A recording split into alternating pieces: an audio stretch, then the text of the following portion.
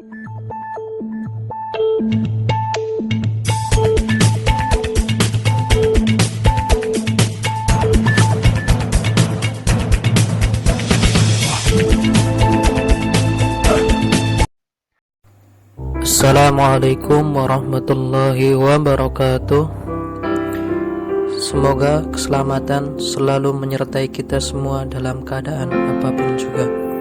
Ya, pada kesempatan kali ini saya akan menerangkan tentang materi penyajian data statistika bab 6 ya.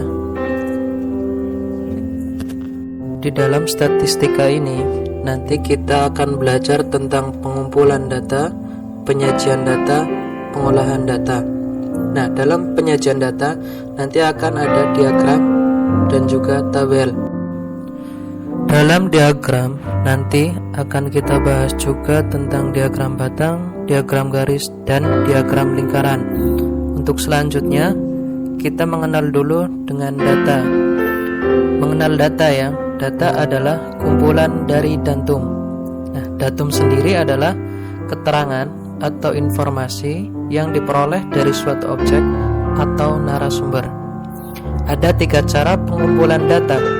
Yang pertama, wawancara atau interview, kedua kuesioner atau angket, dan yang ketiga adalah observasi atau pengamatan.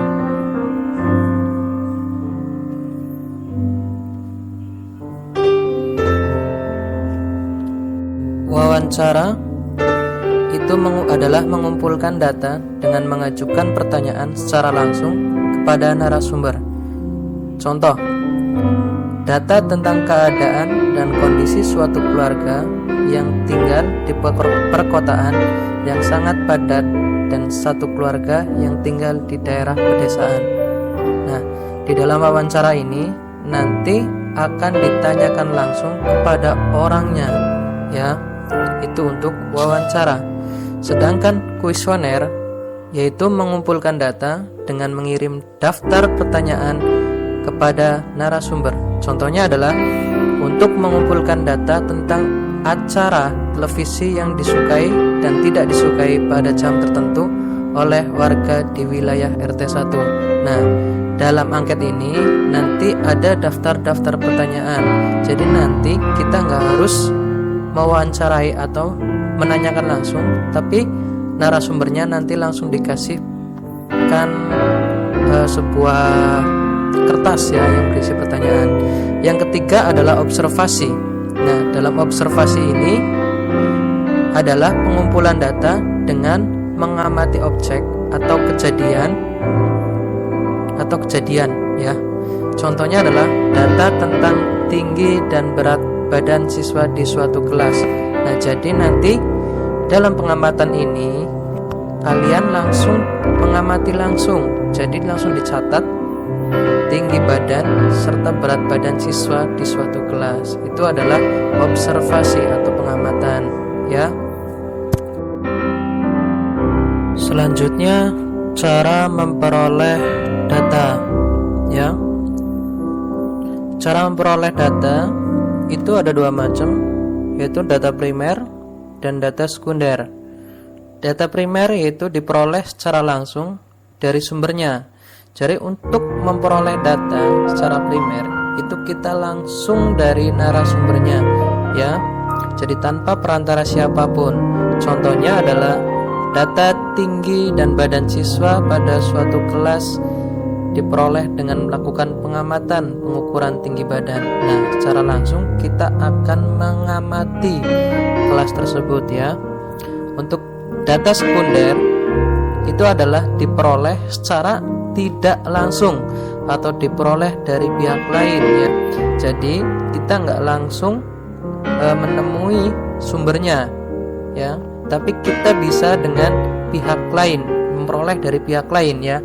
Contohnya, satu adalah data tentang jumlah pasien kena virus corona di bulan Maret di Sumatera Barat, atau 2, data tentang jumlah penduduk pada suatu desa diperoleh dari kelurahan setempat ya. Untuk contoh tersebut kita tidak langsung menemui pasien-pasien corona ya. Jadi kita cukup menyelidiki di tempat puskesmas atau mungkin rumah sakit yang mempunyai data tersebut. Atau mungkin kalau yang kedua, data tentang jumlah penduduk, kita bisa menanyakan di kelurahannya ya. Itu adalah cara memperoleh data. Untuk selanjutnya kita akan membahas tentang penyajian data ya.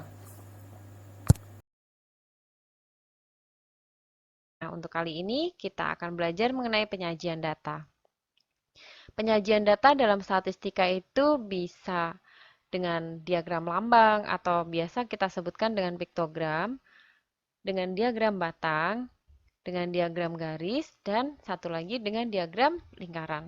Nah, nanti kita akan ulas satu persatu nih. Yang pertama kita akan belajar mengenai diagram lambang atau piktogram dulu. Contohnya begini. Di sini ada tabel nih, tabel jajanan favorit di kantin sekolah. Nama makanannya ada mie ayam, bakso, es teh, es krim gitu ya.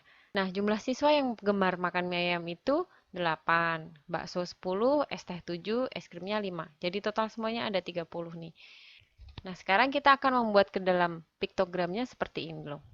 Piktogramnya, misalnya satu siswa Tarakanita ini mewakili 2 orang, maka kalau di sininya ada 8 siswa, di sini gambarnya ada berapa? Ada 4 ya. Lalu di sini 10 berarti gambarnya ada 5. Di sini ada 7, maka gambarnya berapa? 3,5. Karena di sini satu anak itu mewakili 2 orang, jadi di sini ada 3,5. Sedangkan es krimnya ada 5, maka di sini 2,5 anak gitu ya. Contoh lagi, masih dengan piktogram, banyak dokter sekarang nih. Dokter di rumah sakit A itu jumlahnya 20, di rumah sakit B itu 35, rumah sakit C 25, dan D itu 40. Piktogramnya begini. Misalnya, satu gambar dokter itu mewakili 10 orang. Jadi, untuk diagram piktogramnya itu begini. Di sini ada berapa dokter? Jadi ada 2 gambar dokter ya. Lalu di sini ada 35, artinya di sini ada 3,5 gambar. Di sini ada 25, artinya ada 2,5 gambar. Dan di sini 40, artinya ada 4 gambar. Begitu. Nah, sekarang diagram batang. Masih dengan menggunakan tabel yang sama seperti yang di atas tadi. Perhatikan ya. Di sini ada mie ayam, bakso, es teh, dan es krim. Yang gemar mie ayam itu kan ada 8 nih, berarti di sini ya. Yang gemar bakso itu ada 10, berarti di sini. Lalu es teh ada 7, berarti ada di tengah-tengahnya ini. Dan es krim itu ada 5, berarti ada di tengah-tengah sini ya. Nah, ini namanya diagram batang. Sekarang dengan yang tabel dokter tadi nih. Di sini rumah sakit A, B, C, D-nya. Lalu yang A itu 20, berarti ini ya. Kemudian B-nya 35, berarti di sini. Lalu C-nya 25, dan D-nya 40, begitu. Berikutnya diagram garis. Diagram garisnya begini. Di sini mie ayam, bakso, es teh, dan es krim. Lalu mie ayam itu ada 8. Begini dikasih titik dulu, kemudian bakso itu ada 10, taruh di sini ada titiknya. Kemudian es tehnya itu ada 7, lalu es krimnya ada 5. Lalu di sini akan disambungkan nih. Nah, ini yang dinamakan diagram garis. Lalu berikutnya, contoh yang dokter tadi, kita buat diagram garisnya. Ini A, B, C, D, A-nya itu 20, B-nya itu 35, C-nya 25, dan D-nya 40. Lalu kita sambungkan titik-titiknya itu. Nah, jadilah diagram garisnya seperti ini. Nah, berikutnya, ini diagram terakhir, diagram lingkaran. Lihat, kalau diagram lingkaran memang harus ada effort lebih. Kita harus menghitungnya. Kita akan membuat ke dalam lingkaran dalam bentuk derajat atau dalam bentuk persen. Itu masing-masing ada cara menghitungnya. Nah, kita akan mempelajari satu-satu nih. Diagram lingkaran yang mie ayam pertamanya nih. Kita akan membuat dalam lingkarannya itu berupa sudut. Di sini 8. Cara menghitungnya gini, 8 per 30. 30 itu dapatnya dari jumlahnya. Kali 360. Berarti kemudian di sini kita dapatkan 8 kali 12 ya. Setelah ini disederhanakan. Sama dengan 96. Sekarang yang 10, 10 per 30 kali 360 sama dengan 120 derajat, taruh di sini. Lalu yang 7 nih, sama ngitungnya, 7 per 30 kali 360, berarti di sini kita dapatkan 7 dikali 12 sama dengan 84 derajat. Lalu yang 5, 5 per 30 dikali 360, sama dengan berapa? Sama dengan 60 derajat. Nah, kemudian kita gambar nih di lingkaran. Kita bisa menggunakan busur lingkaran. Kita tarik satu garis menuju titik pusatnya ini. Kemudian di sini kita hitung 96 derajat. 96 derajat itu di sini ya. Lalu kita garis, kita dapatkan 96 derajat. Itu jatahnya mie ayam. Lalu yang kedua, 120 nih. Dari sini kita taruh busurnya, kita tarik 120 ada di sini. Lalu ini 120 itu miliknya bakso. Kita kasih warna. Lalu dari garis ini kita taruh busur lagi, kita tarik 84. Mana nih 84? Sini ya. Ya, 84. Lalu di sini kasih keterangan es teh. Maka sisanya yang ada di sini adalah 60 derajat miliknya es krim, gitu. Ini namanya diagram lingkarannya begini. Lagi, misalnya dengan menggunakan tabel yang dokter tadi nih. Sudutnya kita dapatkan 60, 105, 75, dan 120. Caranya seperti apa? Caranya sama seperti yang di atas tadi. Coba kalian hitung sendiri ya. Nah, untuk diagram lingkarannya kita dapatkan hasilnya seperti ini. Di sini 60 derajat itu miliknya A, 105 miliknya B, 75 derajat itu miliknya C, dan 120 derajat itu miliknya D. Begitu. Nah, ini kalau kalian menghitungnya dengan menggunakan sudut, aturan sudut. Sekarang kalau misalnya nih, kita akan membuat diagram lingkaran tapi aturannya itu besarnya dalam bentuk prosentase. Nah, kalau bentuk prosentase cara menghitungnya begini. Misalnya nih, ada banyak koleksi buku seorang. Misalnya nih, seorang siswa mempunyai koleksi buku. Dia itu punya jenis buku itu fiksi 15 buah, non-fiksi 8, politik 2, pelajaran 25 gitu ya. Cara menghitungnya gini. 15 per 50 tetap per jumlah keseluruhan, kalinya 100%. Kalau tadi kalinya 360 derajat, di sini kalinya 100%. Kemudian kita sederhanakan, didapatkan di sini 30%. Yang 8 juga sama, 8 per 50 kali 100% sama dengan 16%. Kemudian di sini 2 per 50 kali 100% sama dengan 4%.